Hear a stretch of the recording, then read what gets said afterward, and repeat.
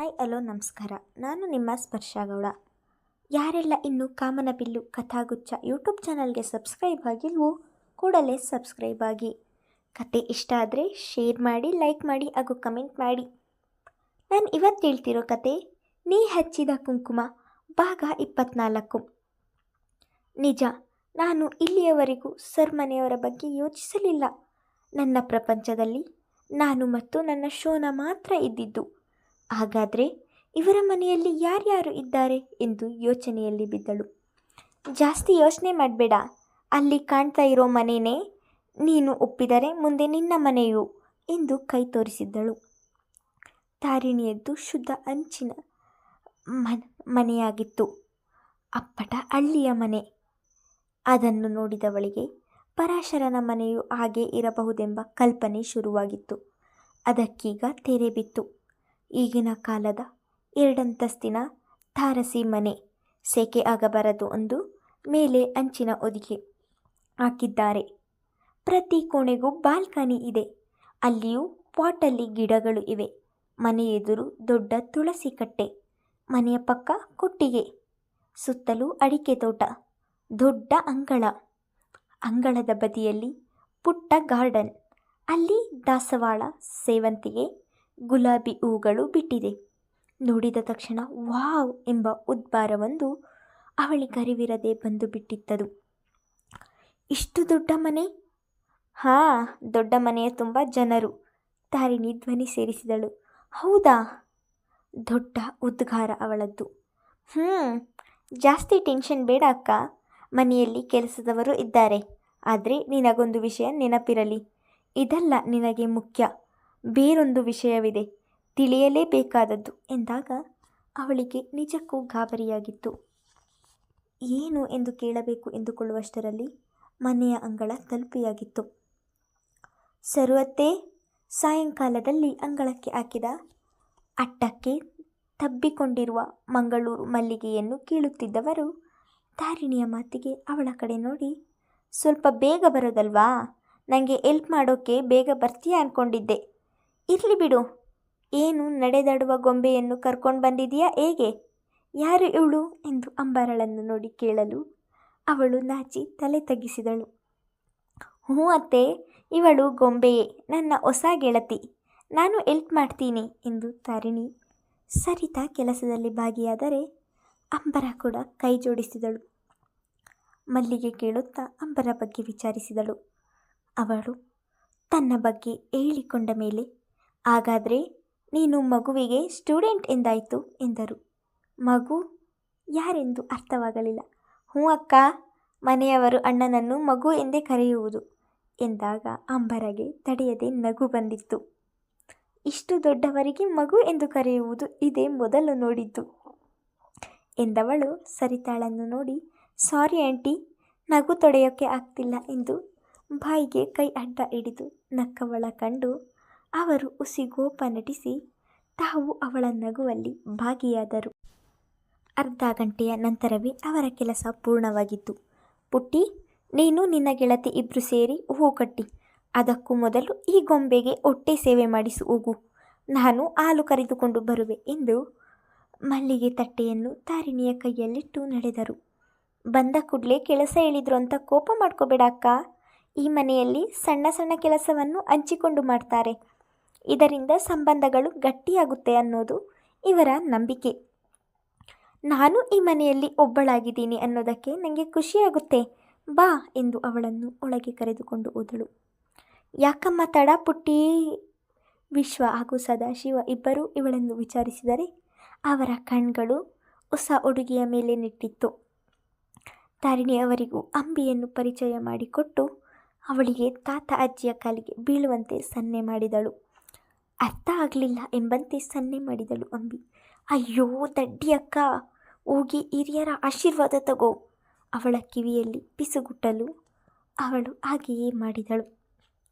ಹೋಗಿ ತಾತನ ಕಾಲಿಗೆ ನಮಸ್ಕರಿಸಿ ಬಂದು ತಾರಿಣಿಯ ಪಕ್ಕ ನಿಂತಳು. ಅಕ್ಕ, ಅಜ್ಜಿಯ ಆಶೀರ್ವಾದ ತಗೋ, ಯಾರಾದರೂ ಹೀಗೆ ಮಾಡ್ತಾರಾ ಎಂದಾಗ ಹೋಗಿ ಮತ್ತೆ ಅಜ್ಜಿಯ ಕಾಲಿಗೆ ಬಿದ್ದು ಮುಂದೆ ಮಾವ ಆಗುವವರ ಕಾಲಿಗೂ ಬಿದ್ದು ಆಗ ತಾನೇ ಬಂದ ಅರುಂಧತಿ ಹಾಗೂ ನೇಸರಳ ಕಾಲಿಗೂ ಬಿದ್ದಾಗ ಎಲ್ಲರಿಗೂ ನಗು ತಡೆಯಲಾಗಲಿಲ್ಲ. ಅಮ್ಮ ಮಗಳು ಮಾತ್ರ ಇದ್ದವಳಿಗೆ ಹೊಸ ಪ್ರಪಂಚಕ್ಕೆ ಬಿದ್ದಂತಾಗಿತ್ತು. ಇದೆಲ್ಲ ಹೊಸತು ಅವಳಿಗೆ. ಸರಿಯಾಗಿ ಹೇಳೋದಲ್ವೇ ಪುಟ್ಟಿ, ಈ ಹುಡುಗಿ ನೋಡು ಎಂದು ನಿತ್ಯಾನಂದರು ನಕ್ಕರೆ ಆಗಲೇ ಇವಳ ಹುಡುಗಾಟ ನೋಡಿ ಅರುಂಧತಿ ಮುಖ ಕಪ್ಪಿಟ್ಟಿತ್ತು. ಅದಕ್ಕೆ ಹೇಳೋದು, ಯಾರ್ಯಾರನ್ನೋ ಮನೆಗೆ ಕರ್ಕೊಂಡ್ರೆ ಹೀಗೆ ಆಗೋದು.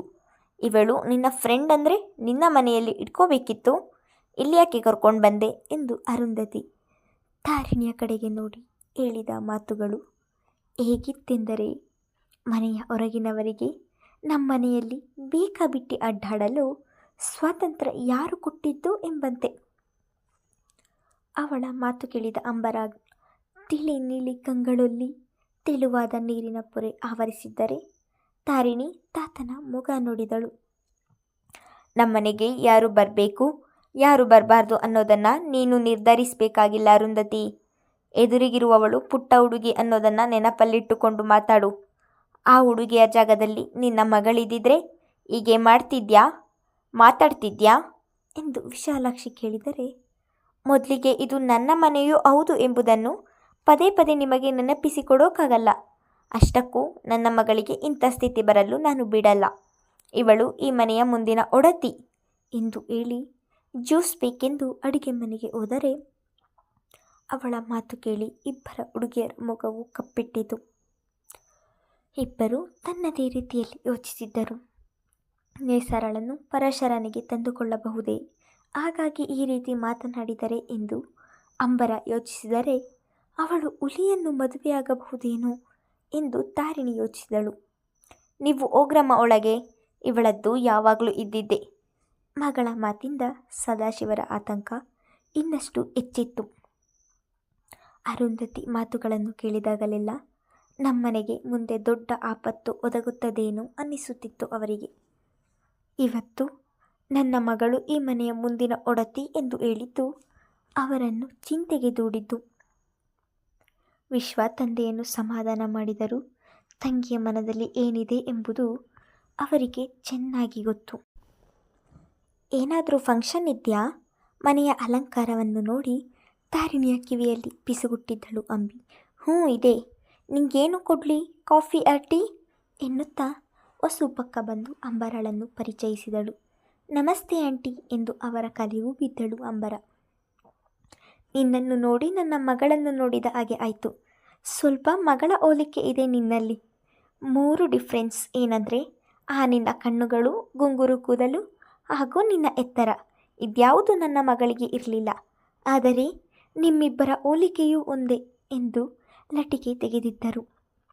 ಅವರಿಗಂತೂ ಅಂಬಿ ಮೊದಲ ನೋಟದಲ್ಲಿಯೇ ಮನದೊಳಗೆ ಸೇರಿದಳು. ಅಲ್ವಾ ಹೊಸೋತೆ, ನನಗೂ ಅಕ್ಕನ ನೋಡಿದಾಗ ಯಾರನ್ನೋ ನೋಡಿದ ಹಾಗೆ ಅನ್ನಿಸ್ತಾ ಇತ್ತು. ಈಗ ನೀವು ಹೇಳಿದ ಮೇಲೆ ಅರ್ಥ ಆಯಿತು. ಸವಿತಾ ಅಕ್ಕನ ಹೋಲಿಕೆ ಇದೆ ಎಂದವಳು ಅವಳಿಗೆ ಕಾಫಿ ಬೆರೆಸಿಕೊಟ್ಟಿದ್ದಳು. ಅವರ ಮಾತಿಗೆ ನಕ್ಕ ಅಂಬರ ಕಣ್ಗಳು ಅಡಿಗೆ ಮನೆಯನ್ನು ಸವರಿತ್ತು. ದೊಡ್ಡದಾದ ಇಟಾಲಿಯನ್ ಕಿಚನ್ ಅದು. ನೋಡಲು ಮಾತ್ರ ಇದು ಹಳ್ಳಿ, ಆದರೆ ಎಲ್ಲ ಪೇಟೆಯ ಸೌಕರ್ಯವೂ ಇದೆ ಎಂದು ಎಣಿಸುವುದರ ಜೊತೆಗೆ ಈ ಮನೆ ಹಾಗೂ ಮನೆಯವರು ಇಷ್ಟವಾಗಿದ್ದರು. ಇಂತಹ ತುಂಬ ಕುಟುಂಬದಲ್ಲಿ ನಾನು ಒಬ್ಬಳಾಗುತ್ತೇನೆ ಎಂಬ ಸಂಭ್ರಮದ ಜೊತೆಗೆ ಇಷ್ಟು ಜನರ ಜೊತೆಗೆ ನಾನು ಹೊಂದಾಣಿಕೆ ಮಾಡಿಕೊಳ್ಳಬಲ್ಲೆನಾ ಎಂಬ ಅನುಮಾನವೂ ಕಾಡಿತ್ತು. ತಾರಿಣಿ, ಜ್ಯೂಸ್ ಅರುಂಧತಿಗೆ ಕೊಟ್ಟು ಬರ್ತೀಯಾ? ಹೊರಗೆ ಹೋಗಿ ಕುಳಿತಿದ್ದಾಳೆ ಎಂದಾಗ ಜ್ಯೂಸ್ ಹಿಡಿದು ಅವರಲ್ಲಿ ಹೋದರೆ, ಆಂಟಿ, ನಿಮ್ಮ ಮಗಳು ಈಗೆಲ್ಲಿದ್ದಾರೆ ಎಂದು ಕೇಳಿದ್ದಳು ಅಂಬಿ. ಅವಳೀಗ ಇಲ್ಲ, 4 ವರ್ಷ ಆಯಿತು ಅವಳು ಮಡಿದು ಎಂದವರು ಒದ್ದೆಯಾದ ಕಣ್ಣನ್ನು ಒರೆಸಿಕೊಂಡು. ಆದರೆ ನಿನ್ನನ್ನು ನೋಡು, ಮನಕ್ಕೆ ಏನೋ ವಿಶೇಷ ಭಾವ ಬಂದು ಬಿಡ್ತು ಕಣೇ. ಅದ್ಯಾಕೆ ಏನೂ ಗೊತ್ತಿಲ್ಲ, ನೀನು ತುಂಬ ಮುದ್ದಾಗಿದ್ದಿ. ಆದರೆ ನನ್ನ ಮಗಳು ನಿನ್ನಷ್ಟು ಚೆನ್ನಾಗಿರಲಿಲ್ಲ. ಆದರೆ ಸಾಮ್ಯತೆ ಇದೆ. ಒಂದೇ ರೀತಿ 7 ಜನ ಇರ್ತಾರೆ ಅಂತಾರಲ್ಲ, ಇದು ಹಾಗೆಯೇ ಇರಬಹುದು. ಸಾರಿ ಆಂಟಿ, ಗೊತ್ತಾಗಲಿಲ್ಲ. ಸವಿ ಈ ಮನೆಯ ಸೊಸೆ ಎಂದು ಮಾತು ಪೂರ್ಣಗೊಳಿಸುವ ಮೊದಲೇ ತಾರಿಣಿ ಬಂದಿದ್ದಳು. ಅತ್ತೆ, ಪುಟ್ಟ ಎಲ್ಲಿ? ಅವನು ಅವನ ಅಪ್ಪನ ಜೊತೆಗೆ ಹೊರಗೆ ಹೋಗಿದ್ದಾನೆ. ಹೋ ಹೌದಾ, ಸರಿ. ಸರು ಅತ್ತೆ ಒಂದು ಕೆಲಸ ಹೇಳಿದ್ದಾರೆ, ಮುಗಿಸಿ ಬರ್ತೀನಿ ಎಂದು ಅಂಬಾರಳನ್ನು ಕರೆದುಕೊಂಡು ಹೋದಳು. ಹೂ ಕಟ್ಟಲು ಬರುವುದಿಲ್ಲ ಎಂದವಳಿಗೆ ಒತ್ತಾಯ ಮಾಡದೆ ತಾನೇ ಕಟ್ಟಿ ಮುಗಿಸಿದಳು. ಅಕ್ಕ, ಇವತ್ತು ಈ ಮನೆಯ ಮೊಮ್ಮಗನ ಬರ್ತ್ಡೇ, ಮೊದಲೇ ಹೇಳೋದಲ್ವಾ ಏನಾದರೂ ತರ್ತಿದೆ ಎಂದುಕೊಂಡಳು. ಅಕ್ಕ, ಹೀಗೆ ಹೇಳ್ತೀನಿ ಅಂತ ಬೇಜಾರಾಗಬೇಡ, ನಿನ್ನ ಮನಸ್ಸು ಗಟ್ಟಿ ಮಾಡ್ಕೊ. ಯಾಕೆ? ಕಾರಣವಿದೆ. ನಿನ್ನನ್ನು ಇವತ್ತು ಇಲ್ಲಿಗೆ ಕರ್ಕೊಂಡು ಬಂದ ಕಾರಣವೇ ಇದು. ಕೆಲವೊಂದು ಸತ್ಯ ನಿನಗೆ ತಿಳಿಯಬೇಕು ಎಂದು. ಆದರೆ ಇದು ತಪ್ಪೋ ಸರಿಯೋ ಗೊತ್ತಿಲ್ಲ ನನಗೆ. ಯಾಕಂದರೆ ಈ ವಿಷಯ ನಾನು ನಿನಗೆ ಮೊದಲೇ ಹೇಳಬೇಕಿತ್ತು. ಆದರೆ ಯಾಕೆ ಹೇಳಲಿಲ್ಲ ಗೊತ್ತಾ? ನೀನು ಅಣ್ಣನನ್ನು ಪ್ರೀತಿಸುತ್ತೀಯ ಅಂದಮೇಲೆ ನೀನು ಈ ಮನೆಯವರ ಬಗ್ಗೆ ತಿಳಿದುಕೊಳ್ಳಲಿ ಎಂದು. ನನ್ನಿಂದ ನಿನ್ನ ಮನಸ್ಸಿಗೆ ನೋವಾದರೆ ನನ್ನ ಕ್ಷಮಿಸು ಎಂದು ಕೈ ಹಿಡಿದು ಮುಖ ಚಿಕ್ಕದು ಮಾಡಿ ಹೇಳಿದ ತಾರಿಣಿಯ ನೋಡಿ ಮನದಿ ಏನು ಸಂಶಯ. ವಿಷಯ ಅಷ್ಟು ಗಂಭೀರವಾಗಿದೆಯಾ? ಸರಿ, ನೀನೇನು ಯೋಚನೆ ಮಾಡಬೇಡ, ಏನಾಗುತ್ತೆ ಆಗಲಿ. ಆದರೂ ಭಯ ಆಗ್ತಿದೆ ಎಂದವಳ ಮೊಗದಲ್ಲಿ ಗಾಬರಿ ಇದ್ದರೂ ಅವಳ ನಗು ಚೂರು ಕಡಿಮೆಯಾಗಲಿಲ್ಲ. ಆಗಲೇ ಆರ್ಯ ಬಂದ, ಕೈಯಲ್ಲಿ ಚಾಕೊಲೇಟ್ ಹಾಗೂ ಬಲೂನ್ಸ್. ತಾರಿಣಿಯಕ್ಕ, ನೋಡಿಲ್ಲಿ ಅಪ್ಪ ಕೊಡಿಸಿದ್ದು ಎಂದು ಮುದ್ದು ಮಾತಲ್ಲಿ ಹೇಳಿದಾಗ, ಹೌದೇನೋ, ನಂಗಿಲ್ವಾ ಎಂದು ಅವನನ್ನು ಎತ್ತಿಕೊಂಡಳು ತಾರಿಣಿ. ಕೆಳಗಿಳಿಸು, ನನ್ನ ಇಳಿಸು, ಬಲೂನ್ ಹಾಳಾಗುತ್ತೆ ಎಂದಾಗ ಅವನನ್ನು ಕೆಳಗೆ ಬಿಟ್ಟಳು. ತಗೋ, ಇದು ನಿನಗೆ ಎಂದು ಚಾಕ್ಲೇಟ್ ತೆಗೆದು ತಾರಿಣಿಯತ್ತ ಚಾಚಿದವನ ಗಮನ ಈಗ ಅಂಬರ ಮೇಲೆ. ಇವರ್ಯಾರು ಎಂದ. ಇವಳು ನನ್ನ ಗೆಳತಿ, ನನ್ನ ಬರ್ತಡೆಗೆ ವಿಶ್ ಮಾಡಿ ಗಿಫ್ಟ್ ಕೊಡೋಕ್ಕೆ ಬಂದದ್ದಾ ಎಂದಾಗ ಅವಳಿಗೂ ಅವನ ಮೇಲೆ ಮುದ್ದು ಬಂದಿತ್ತು. ಅಷ್ಟು ಚಂದ ಆತ. ತುಂಬಿದ ಗಲ್ಲ, ಒಬ್ಬಿದ ಹೊಟ್ಟೆ, ಮುದ್ದು ಮಾತುಗಳು. ಅವನನ್ನು ನೋಡಿದವರು ಅವನನ್ನು ಮಾತನಾಡಿಸದೆ ಹೋಗಲಾರರು ಎಂಬಷ್ಟು ಮುದ್ದು. ಹೌದು ಗುಂಡ, ತಾರಿಣಿ ಅಕ್ಕ, ನಮ್ಮನೆ ಗುಂಡಂದು ಇವತ್ತು ಬರ್ತಡೇ, ಬಾ ಅಂದ್ಲು, ಹಾಗಾಗಿ ಬಂದೆ. ಆದರೆ ಗಿಫ್ಟ್ ತರೋಕೆ ಮರೆತೆ ನೋಡು ಎಂದು ಅವನೆದುರು ಮಂಡಿಯೂರಿ ಕುಳಿತು ಮುಖ ಚಿಕ್ಕದು ಮಾಡಿ ಹೇಳಿದಳು ಅಂಬರ. ನಾನು ಗುಂಡ ಅಲ್ಲ, ಆರ್ಯ. ತಗೊಳ್ಳಿ ಚಾಕ್ಲೇಟ್, ಇದನ್ನು ಇಟ್ಕೊಂಡಿರಿ. ಎಲ್ಲರೂ ಗಿಫ್ಟ್ ಕೊಡುವಾಗ ನನಗೆ ಇದನ್ನೇ ಕೊಡಿ, ಪರವಾಗಿಲ್ಲ. ಆದರೆ ಗಿಫ್ಟ್ ಕೊಡೋದನ್ನು ಮರಿಬೇಡಿ ಎಂದು ಇವಳತ್ತ ಚಾಕ್ಲೇಟ್ ಚಾಚಿದರೆ ಅವನ ಪರಿಗೆ ನಗುವ ಜೊತೆಗೆ ಇನ್ನಷ್ಟು ಮುದ್ದು ಬಂದು ಅವನನ್ನು ತಬ್ಬಿಕೊಂಡು ಅವನ ಕೆನ್ನೆಗೆ ಮುದ್ದು ಕೊಟ್ಟಳು. ಇದೇ ಮೊದಲ ಬಾರಿ ಪುಟ್ಟ ಮಗುವನ್ನು ಇಷ್ಟು ಮುದ್ದಾಡಿತ್ತು. ಆರ್ಯ ಅವಳಿಗೂ ಇಷ್ಟವಾಗಿದ್ದ. ಅಂಬರ, ನೀನೇನು ಇಲ್ಲಿ? ಅವಳನ್ನು ನೋಡಿದವ ಅವಳ ಕಡೆಗೆ ಬಂದು ಕೇಳಿದ್ದ ಪರಾಶರ. ಅದು ಸರ್, ಮಾತು ಬರಲೇ ಇಲ್ಲ. ಅವನನ್ನು ನೋಡಿದ ಕೂಡಲೇ ಮಾತು ಮರೆತ ಸ್ಥಿತಿ ಅವಳದ್ದು. ಪಪ್ಪ, ಈ ಅಕ್ಕ ನಿನಗೆ ಮೊದಲೇ ಗೊತ್ತಾ ಎಂದು ಅಪ್ಪನ ಬಳಿ ಹೋಗಿ ಎತ್ತಿಕೋ ಎಂಬಂತೆ ಕೈ ಚಾಚಿದ. ಸರ್, ಈ ಹುಡುಗ ತಾನು ಕೇಳಿದ್ದು ನಿಜವೋ ಸುಳ್ಳೋ ಎಂದು ಈಗಲೂ ಅನುಮಾನವಿದೆ. ಅವನು ನನ್ನ ಮಗ ಆರ್ಯ. ನೀನು ತಾರಿಣಿ ಜೊತೆಗೆ ಬಂದ್ಯಾ ಎಂದ ಮಗನನ್ನು ಮುದ್ದಿಸುತ್ತ. ಅಂದರೆ ನಿಮಗೆ ಮದುವೆ ಆಗಿದ್ಯಾ ಎಂದು ಕೇಳಿದವಳ ಧ್ವನಿ ಮತ್ತಷ್ಟು ನಡುಗಿತ್ತು. ಅವನು ಆ ಪ್ರಶ್ನೆಗೆ ಉತ್ತರಿಸದೆ, ಅಂಬರ, ನೀನು ಬಂದದ್ದು ತುಂಬ ಸಂತೋಷವಾಯಿತು. ಇನ್ನೊಂದು ಅರ್ಧ ಗಂಟೆಗೆ ಕೇಕ್ ಕಟ್ ಮಾಡ್ತೀವಿ, ಊಟ ಮಾಡಿಕೊಂಡೇ ಹೋಗು, ಇವನಿಗೂ ಖುಷಿಯಾಗುತ್ತೆ ಎಂದಾಗ ಮಗನನ್ನು ಎತ್ತಿಕೊಂಡೇ ಹೊರಟಾಗ ಅವಳ ಸ್ಥಿತಿ ಹೇಗಿತ್ತು ಎಂದರೆ ತನ್ನ ಹೃದಯವನ್ನು ಎರಡು ಪಾಲು ಮಾಡಿದ ಹಾಗೆ. ತಾರಿಣಿ, ಇದೇ ಸತ್ಯವನ್ನು ನೀನು ಹೇಳಬಯಸಿದ್ದ?